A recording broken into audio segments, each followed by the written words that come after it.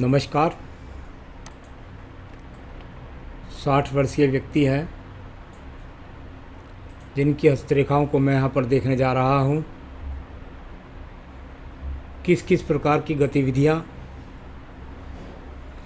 आपकी उंगलियों में हैं,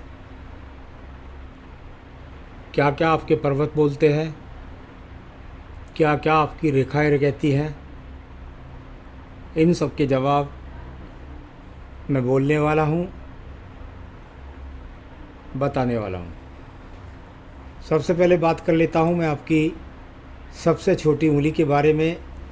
यह उंगली जब जब सूर्य की उंगली के प्रथम पर्व तक लगभग पहुँच जाए तो यह उत्तम कहलाती है, यानी बुद्धि की श्रेष्ठता, अच्छी याददाश्त, भाषा शैली पर नियंत्रण, सोच शक्ति मजबूत। प्रथम पर्व यहाँ पर मानसिक पर्व है। जैसी भी स्थिति है उसमें अभी आपका मानसिक संतुलन पूरी तरीके से मजबूत है। सेकंड पर्व पर किसी प्रकार की राहु रेखाओं का प्रभाव न होना, व्यक्ति किसी के साथ में लड़ता झगड़ता नहीं है। तीसरे पर्व पर राहु रेखाओं का प्रभाव, यानी कि धन के लिए व्यक्ति का संघर्ष चल रहा है। इस तरह की छोटी छोटी रेखाएं ऊपर तक हैं। आइए बात कर लेते हैं हम यहाँ पर आपके सूर्य की प्रथम उंगली के बारे में।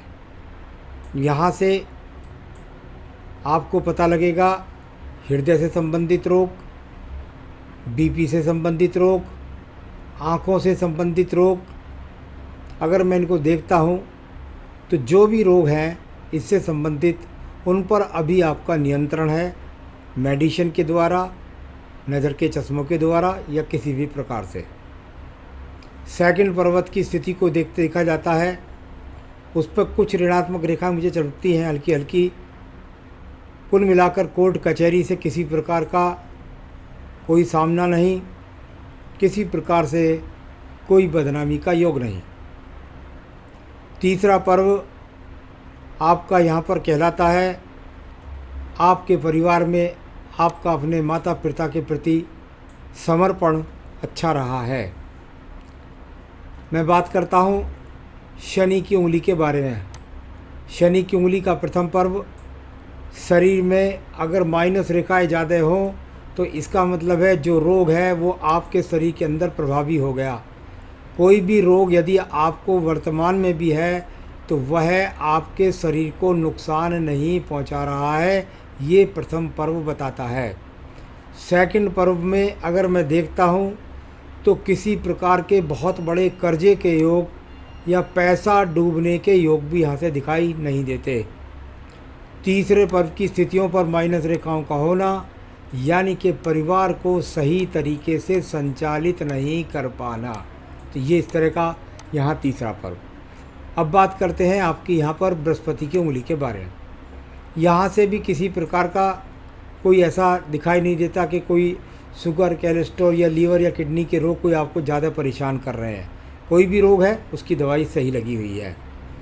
सेकंड पर्वत आपका बहुत ख़राब है। जिस प्रकार की इतनी लंबाई होती है और ये कटकी रेखाएं हों तो हमारे विज्ञान में कहते हैं कि ऐसे व्यक्ति के अपनी ज़िंदगी में अपनी पत्नी के, यदि ये रेखा हमें आपकी पहले से लगातार लगी हुई है तो पत्नी के साथ में तालमेल सही नहीं होता। नंबर 2, व्यक्ति के जीवन के अंदर व्यक्ति अपने पति और पति एक साथ नहीं रह पाते, काफ़ी दिनों समय तक दूर भी रहते हैं।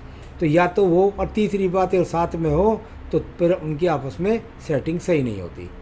यहाँ पर तीसरे पर्व की बात करता हूँ, इसमें भी देखता हूँ तो हल्की हल्की माइनर रेखाएं, संतान के प्रति चिंतित हैं, उत्तरदायित्व नहीं निभा पा रहे हैं। आइए बात करते हैं आपके बुध पर्व के बारे में। बुध पर्वत पर यदि आप रेखाओं को देखेंगे तो एक दूसरे पर चढ़ करके चलती हैं। हमारे विज्ञान में कहते हैं जब रेखाएं खुल कर के ना चलें और एक दूसरे को स्पर्श कर करके चलें, चढ़ कर के चलें, तो भाषा शैली तो ज़रूर अच्छी हो जाएगी, परंतु जो धन के आगमन है वो कभी भी व्यक्ति के निरंतर नहीं होते।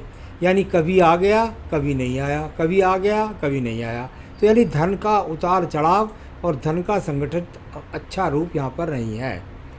सूर्य के पर्व की बात कर लेता हूँ।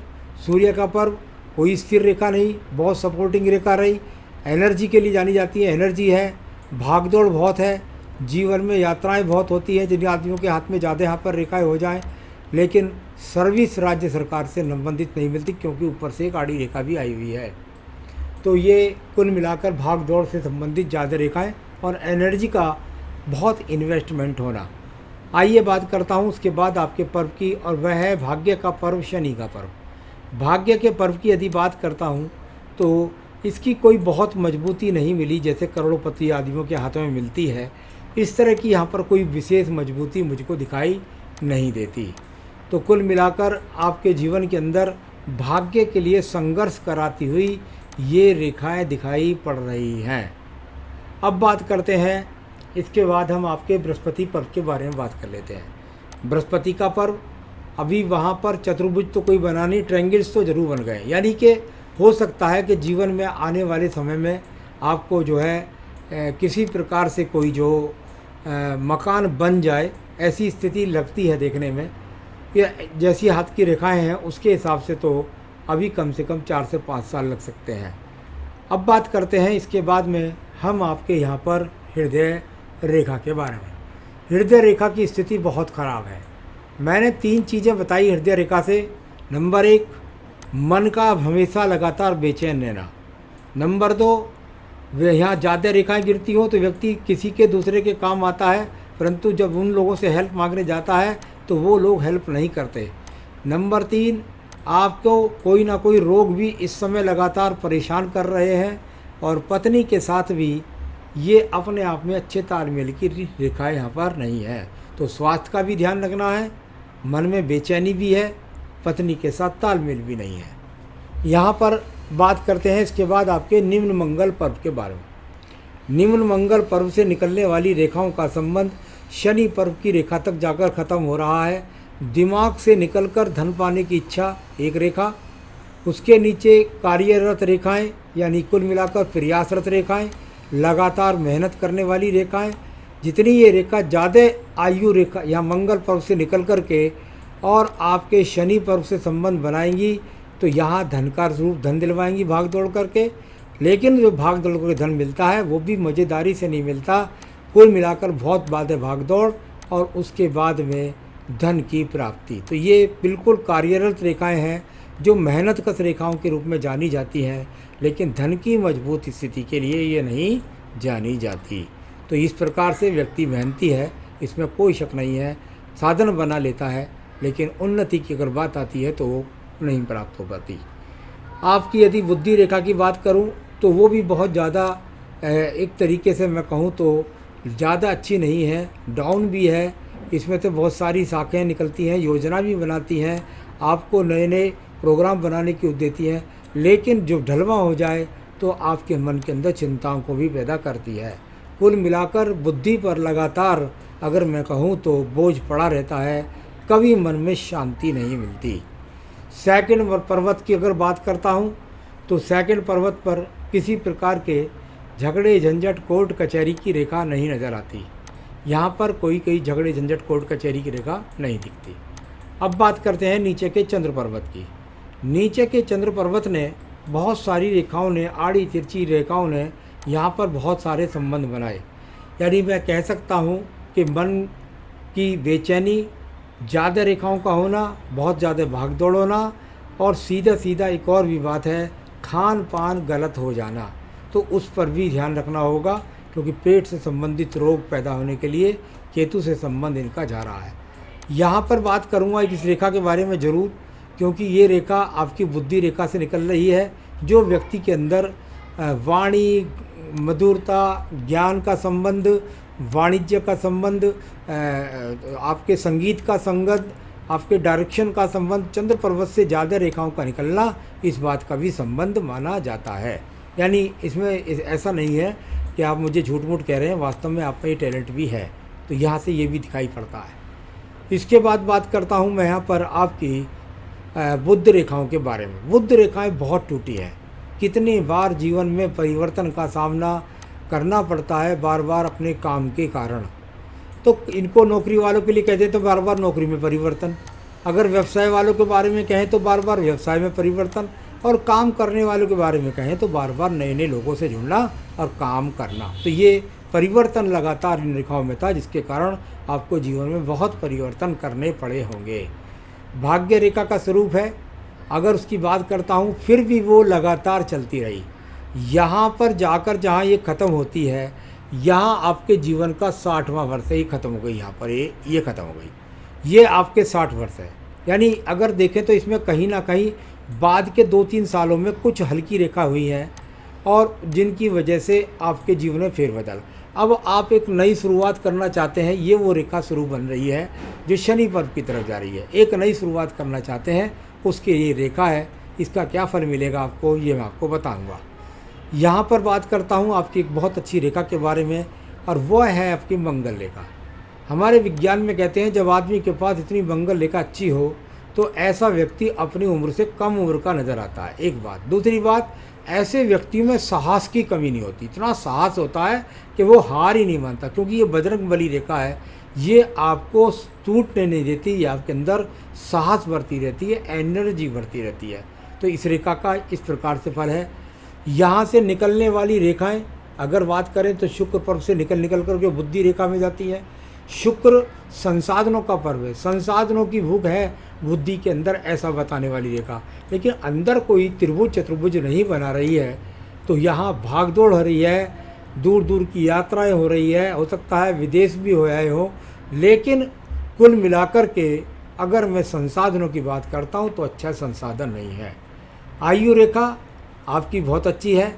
जीवन में छोटी छोटी रेखाएं कई बार हुई हैं खड़ी, अच्छा धन भी कमाया है पीछे जीवन में, ऐसा नहीं है कि सारी उम्र ऐसी बेकार चली गई है। तो ये इस तरह से आयु रेखा जाकर के लगभग 80 वर्ष के आसपास पहुंचती है, और जीवन में 2 की अंत में बनती है, जीवन के सब सुख मिलाती है। तो ये सब मैंने आपको बताया।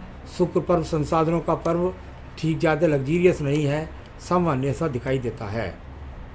आपने अपने बारे में बताया आप क्या काम करते हैं, मैं किसी का काम नहीं बोलता हूँ जिससे उसकी बात आउट ना हो जाए।